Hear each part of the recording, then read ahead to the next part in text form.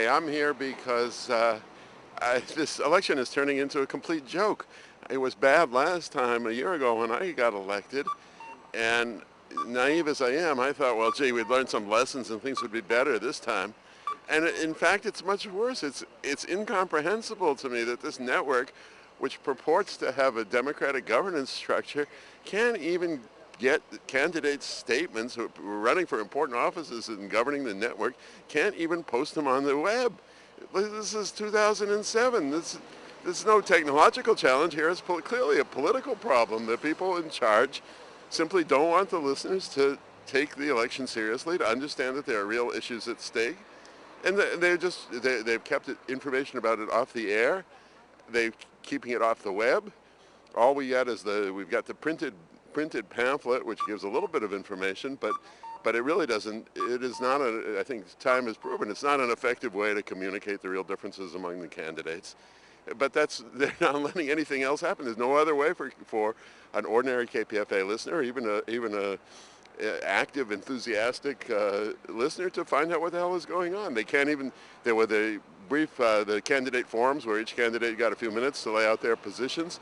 Those were supposed to be archived on the web. Every other program that airs on KPFA gets archived on the web, and they haven't even archived those statements.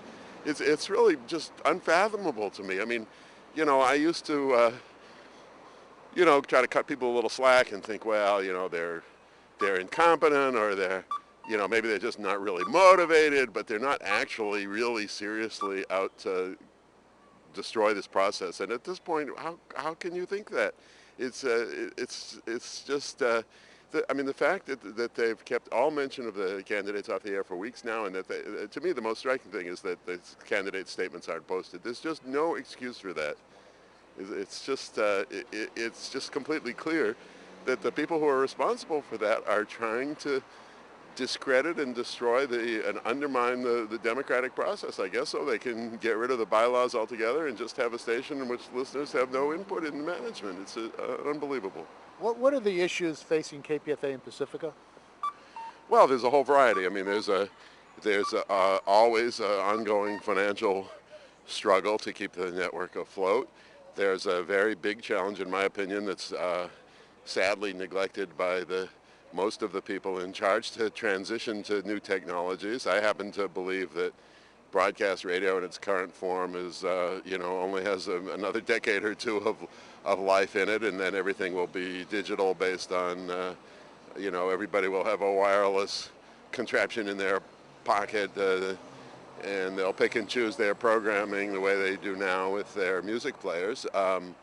And the network, it's important for the network to be moving to deal with those challenges. But the biggest challenge is, to my mind, this is not just a radio station. To me, the reason I'm interested in this is that I'm for social change.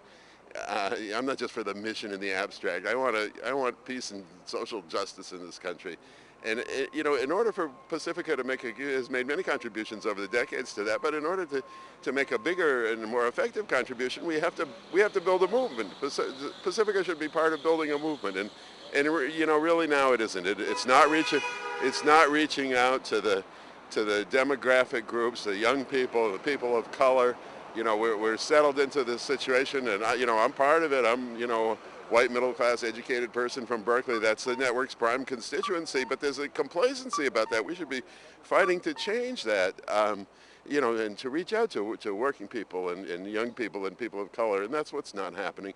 We're not, we communicate a lot of, we have a lot of critiques. We have all these book authors on the air all day long, and fine, that's great. Some of them are better than others, but they make a critique of the existing society, but as Karl Marx said 150 years ago, the philosophers long enough to describe the world, the point, however, is to change it. And that's what you don't get from KPFA. We just had this thing, these announcements, something on my mind, because I got a resolution through the board last week, and we'll see whether the management actually implements it. Even something as simple as a public service announcement for a demonstration, a community group, or whatever, or a labor union, or anybody else, a group I'm part of called Act Against Torture.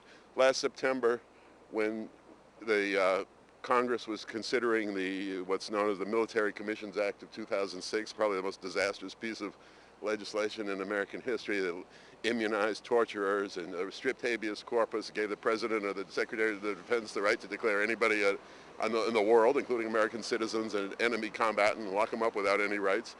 They, our little group, there's a dozen of us, whatever. We try to do our little, I don't mean to exaggerate the effectiveness, but it was something. We got dressed up in our jumpsuits and our fake Guantanamo cage, and we called the demonstration to go from the office of Feinstein and to Pelosi's office and Boxer's office. We made the tour around downtown San Francisco trying to call the attention. I mean, even the damn New York Times said if ever there was a time to filibuster, this is it. And, so we wanted to get the damn thing announced on KPFA. No, you can't. You're not a 501c3. You didn't announce it. You didn't bring everything in 3 weeks in advance. The station has these absurd rules. Nobody can explain where they come from, why they exist. Nobody can justify them. Who in the world says that only 501c3s can make announcements on KPFA? Nobody except KPFA. It's insane. And the thing of, now they've added, they used to say you had to be in 3 weeks in advance. Now I notice that in the latest edition of that webpage, they've added a thing saying they'll give priority to people who get their announcements in 4 to 6 weeks in advance. So what do we get on the, on the calendar? I was just looking at it the other day. There's one of the things on the community calendar is an event called Beautiful Chickens, inviting people to come and show off their prize-winning chickens. Well, great. People want to show off their prize-winning chickens, fine. I don't even mind if they have that on KPFA. But damn, that ought to be, how does that compare in priority with trying to build a movement against torture and to end the war? But that can't get on the air in KPFA. What are we doing? It's like off the deep end, and too many of our listeners are, they have their favorite personalities. They like a lot of shows. I like a lot of shows on KPFA. There's a lot of good stuff on KPFA. But people are complacent. They're leaving it in the hands of these people who just aren't doing what needs to be done. If you're serious about building a movement to change this country, part of that is changing KPFA. It's got good things, it's got bad things. We got to reduce the bad things and build more good things. But we can't, it's proven. We can't just leave it in the hands of the people who are running it now because they're not, our listenership is declining. Who could imagine that in the era of George Bush, the listenership of the station would be declining? I mean, surely, everybody knows there are challenges, but like we can't, we got the same damn programming we had when Bush came in office, basically with a small number of exceptions. We got the same people sitting in the same seats, saying the same stuff. Some of it's good, some of it's not good, but we're not rising to the occasion. I mean, this is a historic, I got to come down, but these Bush people are really in danger of destroying the world. Between the threats to Iran and the global warming. I mean, the future of humanity is at stake among other species. And somehow, I'm not saying we need rants and raves, but we need a station that really says, we're about building a movement to fight this stuff. And that's what you don't get. You get nice little critiques of this and that aspect. So that's why these elections are important. And, I understand, and because I was in the same boat myself, the average KPFA listener, you get the booklet, you see all these people spouting all these phrases about, I'm for democracy, I'm for this, I'm for that, I don't like these guys, my side is the good guys, those guys are the bad guys, People don't understand it. Okay, I didn't understand it either. Unfortunately, we don't have good vehicles for communicating what's at stake. But, if people are really serious, then you have a little bit of a responsibility to try to inform yourself about what's really going on here, to look a little deeper. And that's why the station is making it so hard, because they don't want that to happen.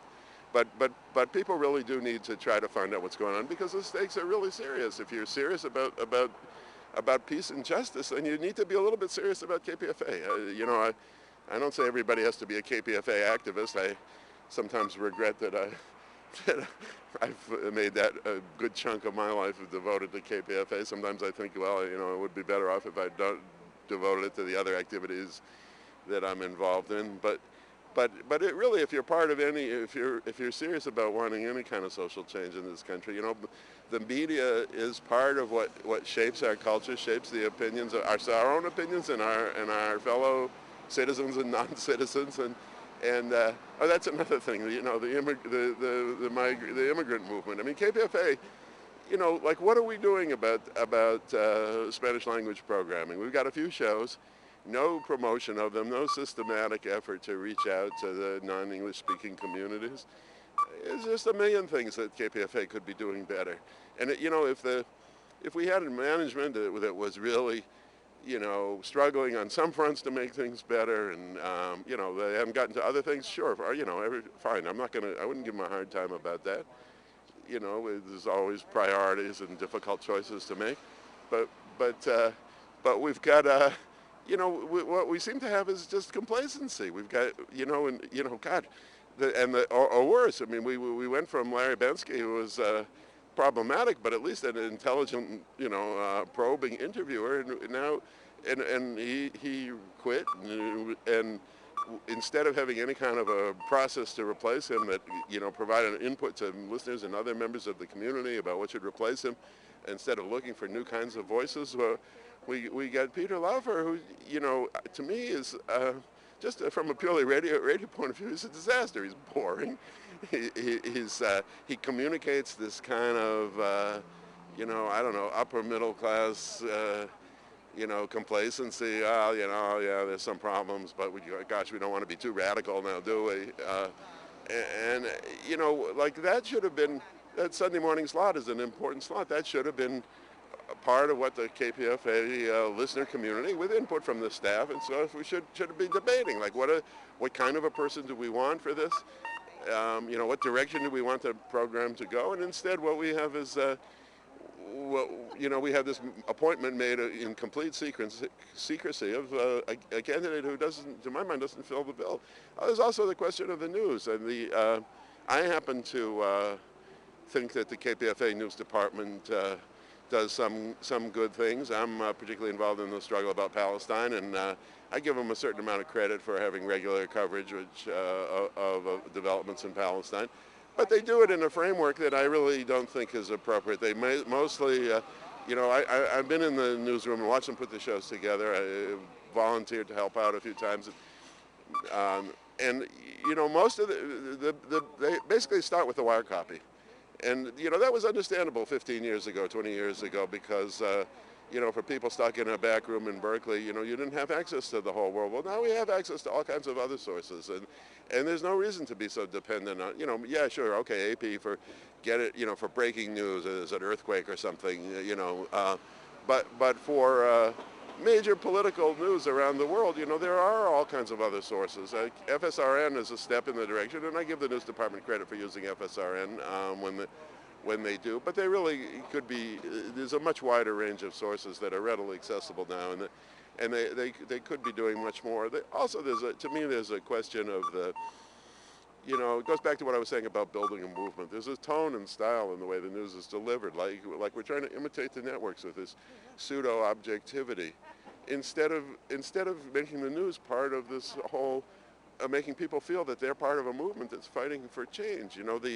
The Robert Knight, who does the headlines at the beginning of Flashpoints, he's not perfect. I don't always agree with the way he handles things, and it's not a comprehensive news show. He picks and chooses a few headlines. But to me, in some ways, he's a model, because he takes the facts and he puts them in a context, and he brings some wit and attitude and politics to the situation, and presents things that way, instead of trying to pretend that we're Walter Cronkite Jr. or something, delivering this sort of pious objective.